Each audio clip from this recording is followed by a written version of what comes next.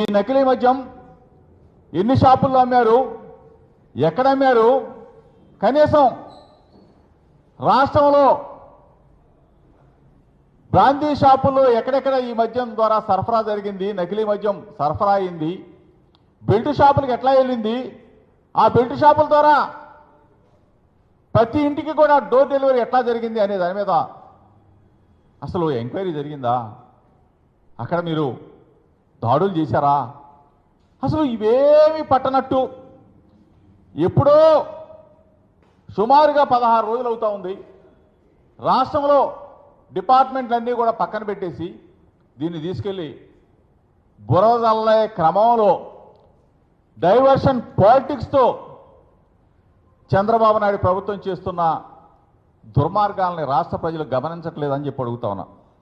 ఈరోజు ఒక చైన్ లాగా, ఒక చైన్ స్నాకింగ్ లాగా, ఇట్లా చైన్ వ్యవస్థ లాగా ఈ విధంగా నకిలీ మద్యం సరఫరా జరుగుతూ ఉంటే ప్రభుత్వానికి బాధ్యత ఉందా లేదా చంద్రబాబు నాయుడు గారిని ప్రశ్నిస్తా ఉన్నా. ఈరోజు మీ ద్వారా నేను అడుగుతా ఉన్నా. అద్దేపల్లి జనార్దన్ అతను వచ్చాడా, మీరు రప్పించారా?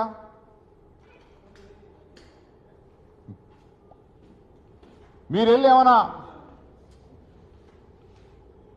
రెడ్ కార్నర్ నోటీస్ ఇచ్చారా? మీరు వెళ్ళి ఏమన్నా ముంబై ఎయిర్పోర్ట్లో పట్టుకున్నారా?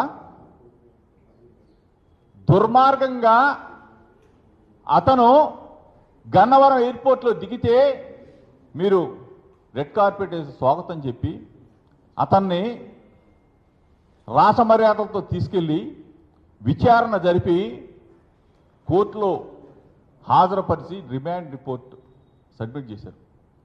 ఏ రోజైనా సరే, ఎప్పుడైనా సరే రిమాండ్ రిపోర్ట్లో వైఎస్ఆర్ కాంగ్రెస్ పార్టీ కానీ, మా పేరు కానీ, లేకపోతే మా లీడర్స్ పేరు కానీ ఎక్కడన్నా కానీ ఆ రిమాండ్ రిపోర్ట్లో కానీ అతన్ని జైల్లో అంటే అతన్ని కోర్టులో హాజరుపరిచినప్పుడు జడ్జి గారి ముందు కానీ చెప్పిన దాఖలాలు ఉన్నాయా?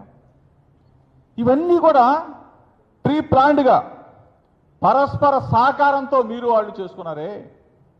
ఈరోజు నిజంగా చంద్రబాబు నాయుడు గారిని నేను అడుగుతా ఉన్నా, ఎందుకు ఇంత డైవర్షన్ పాలిటిక్స్తో ప్రభుత్వం ఏదైనా ప్రతిపక్షంగా అక్కడ ఇబ్రహీంపట్నంలో ఇట్లా జరుగుతూ ఉంటే మీడియా మిత్రులు చెప్తే అక్కడికి వెళ్ళి దాన్ని బాహ్య ప్రపంచానికి అందరికి కూడా చూపించి ఈ విధంగా జరుగుతూ ఉంది, ఈ విధంగా జరుగుతుంది, దీని మీద యాక్షన్ తీసుకోండి అని చెప్పేసి ప్రధాన ప్రతిపక్షంగా మేము డిమాండ్ చేస్తే దాన్ని మీరు ఇమీడియట్గా ఒక ప్రభుత్వ అధినేత ఏం చేయాలా? ఇది ఎక్కడ జరుగుతూ ఉంది, ఏ ఊళ్ళో జరుగుతూ ఉంది, ఇంత వ్యవస్థని ఏ విధంగా 16 నెలలుగా కళ్ళు కప్పి ఈ వ్యవస్థ నడుస్తూ ఉందంటే మీ పాత్ర లేదా? మీ పెద్దల పాత్ర లేదా? మీ ప్రభుత్వంలో ఉన్న పెద్దల పాత్ర లేదా? చంద్రబాబు నాయుడు గారు, లోకేష్, ఎందుకు మీరు ఇవి దొంగ చాటుగా దీన్ని పక్కన పెట్టి ఈ అద్దేపల్లి జనార్దన్, జై చంద్రారెడ్డి ఇద్దరు స్నేహితులు అని చెప్పారు కదా, ఇద్దరు కలిసి వ్యాపారం అని చెప్పారు కదా, జై చంద్రారెడ్డికి ఇంతవరకు కనీసం నోటీసులు ఇవ్వాల, అతను పిలిపించాల, అతను అరెస్ట్ చేయాల, అతను పిఐని అరెస్ట్ చేయాల, అతను బామర్దిని అరెస్ట్ చేయాల. అద్దేపల్లి జనార్దన్ ఇద్దరు కూడా మీరందరూ కూడా కుమ్మక్కై అతన్ని రెడ్ కార్పెట్ తీసుకొచ్చి పోలీస్ కస్టడీకి తీసుకెళ్ళి జడ్జి గారి ముందు పెట్టి తర్వాత అసలు అతను ఒక చాటింగు, ఫోన్ ఏమో ముంబైలో పోయిందంటాడు, ఆ ఫోన్లో నుంచేమో ఒక వాట్సాప్ చాటింగ్ జరిగిందని చెప్పేసి జోగి రమేష్తో అని చెప్పేసి ఒక లీకు, నేను మళ్ళీ దాని మీద ఒక కంప్లైంట్, లేదు జోగి రమేషే చేయించాడు అని చెప్పేసి ఫోన్లో మాట్లాడతాడు, వీడియో కాల్. బాంబేలోనేమో ఫోన్ పోవటం ఏంటి, ఇక్కడేమో కోర్టులో కానీ కనీసం ఎక్కడా కూడా రిమాండ్ రిపోర్ట్లోనేమో నా పేరు ఎక్కడా కూడా ఉచ్చారణ కూడా లేదు. ఈ పరిస్థితుల్లో ఎక్కడి నుంచి ఆ వీడియో లీక్ జరిగింది? సిట్ అధికారులా, పోలీస్ అధికారులా, ఎక్సైజ్ అధికారులా, ఎవరు చేశారో తెలీదు.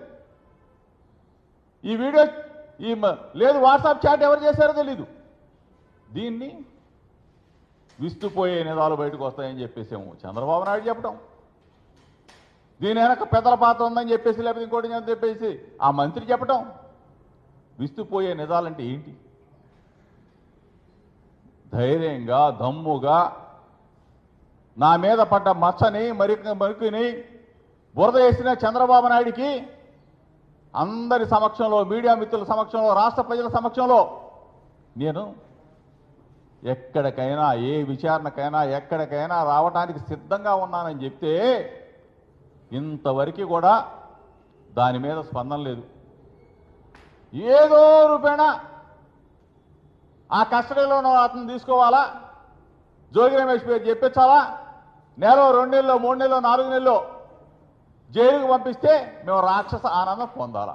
ఇది తప్ప ప్రభుత్వానికి నిజంగా ఎవరు చేస్తా ఉన్నారు, ఎందుకు చేస్తా ఉన్నారు, ఈ ప్రభుత్వానికి చెడ్డ పేరు ఎందుకు వస్తూ ఉంది, ప్రభుత్వ ఆదాయాన్ని కొల్లగొడుతున్నది ఎవరని చెప్పేసి మీకు కొంచెమైనా బుర్రందా? అంటే ప్రభుత్వ ఆదాయాన్ని కొల్లగొడుతుంది మీరే కాబట్టా చంద్రబాబు నాయుడు గారు సమాధానం చెప్పాలా? ఈరోజు ఎంత నిస్సిగ్గుగా, ఎంత ఒక పక్కన జయచంద్రారెడ్డి ఎవరో మీ పార్టీకి సంబంధించిన మీ ఎమ్మెల్యే క్యాండిడేట్, తమ్మలపల్లి ఎవరు, అంతకుముందు ఎవరు, యాదవ్. ఆ యాదవ్ని తీసేసి శంకర్ యాదవ్ని తీసేసి ఇతనికి ఇచ్చావే. దక్షిణాఫ్రికాలో లిక్కర్ ఫ్యాక్టరీలు ఉన్నాయని తెలుసు, లిక్కర్ వ్యాపారం అని తెలుసు, అన్నీ తెలుసు, అఫిడవిట్లు ఇచ్చారని తెలుసు.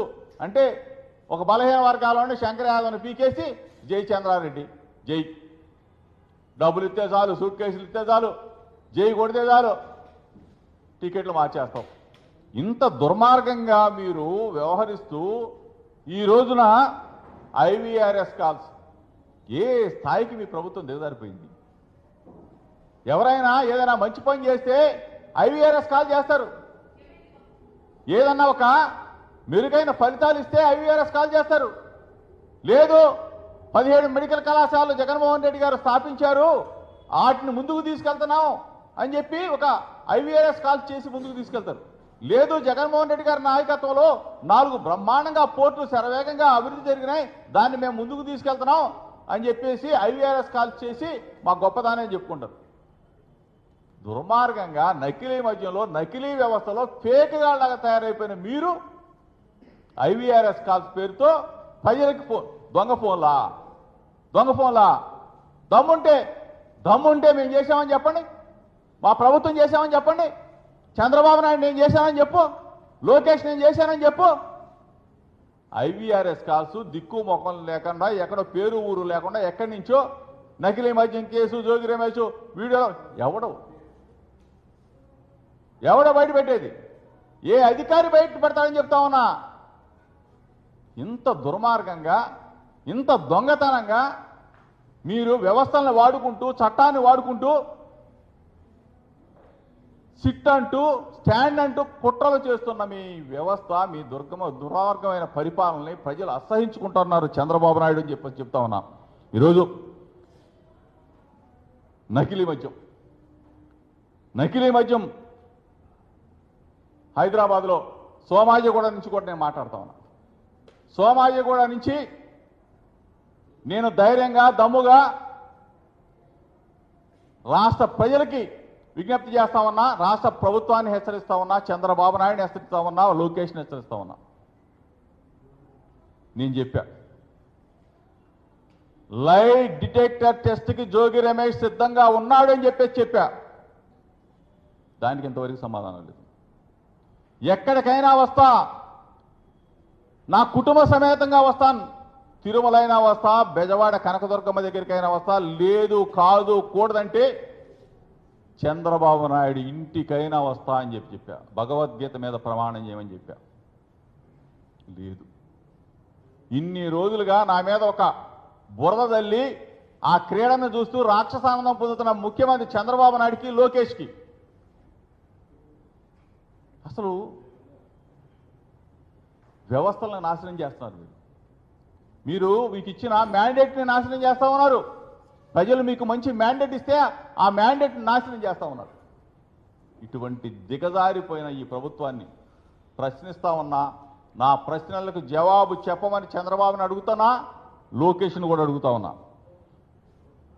99 రూపాయలకే మీరు బ్రాండ్ సరఫరా చేస్తున్నారు, బ్రాందీ ఇస్తున్నారు, విస్కీ ఇస్తా అన్నారు. అసలు ఎక్కడ అమ్మారు? ఏ షాపుల్లో అమ్మారు? ఎంత అమ్మారు? లెక్కలు తీయండి. నెల నెల మీ దగ్గర అకౌంట్ తీయండి, ప్రజలకు చెప్పండి. సమాధానం చెప్పే పరిస్థితుల్లో ఈ ప్రభుత్వం లేదు. మొత్తం కూడా దోపిడీ దోపిడీ దోపిడీ. నకిలీ మద్యం నకిలీ మద్యం నకిలీ మద్యం.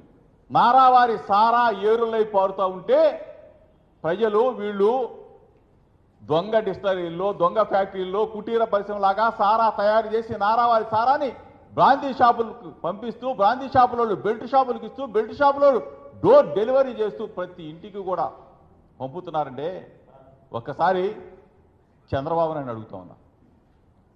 గ్రామాల్లో కుళాయిలు, నీటి కుళాయిలు, ఒక గ్రామం తీసుకుంటే నీటి కుళాయిల కన్నా బెల్ట్ షాపులే ఎక్కువ ఉన్నాయి చంద్రబాబు నాయుడు. మీటింగులోనేమో బెల్ట్ షాపులు వద్దంటావు, సమీక్ష సమావేశంలోనే బెల్ట్ షాపులు మొత్తం కూడా తీసేయండి అంటావు. మీడియా మిత్రులను అడుగుతా ఉన్నా, రమ్మని కోరుతా ఉన్నా. ఆంధ్రప్రదేశ్ రాష్ట్రంలో ప్రతి గ్రామంలో మంచినీటి కుళాయిల కన్నా, మంచినీటి పంపుల కన్నా బెల్ట్ షాపులే ఎక్కువ పెట్టాడు చంద్రబాబు నాయుడు. ఇంత దుర్మార్గానికి ఒడిగట్టి ప్రజలని నట్టేట, ప్రజల ఆరోగ్యాన్ని నట్టేట ముంచుతా ఉన్నాడు ఈ కల్తీ సారాతో, కల్తీ బ్రాందీతో. దీన్ని ప్రజలందరూ కూడా తెలుసుకోవాలని చెప్పేసి మరొకసారి చెప్తూ, చంద్రబాబు నాయుడికి, లోకేష్కి, ఆ శాఖ మంత్రి పాపం కూర్చోమంటే కూర్చుంటాడు, నిలబడమంటే నిలబడతాడు, పడుకోమంటే పడుకుంటాడు. ఆ రవి, సొల్లు రవి, అంతకుమించి ఏమీ చేయలేడు. నువ్వన్నా చెప్పు, నిక్కర మంత్రో లేకపోతే ఇంకో మంత్రి, నిక్కర మంత్రి అయిపోయావు. ఇంత స్థాయికి దిగజారిపోయారు మీరు.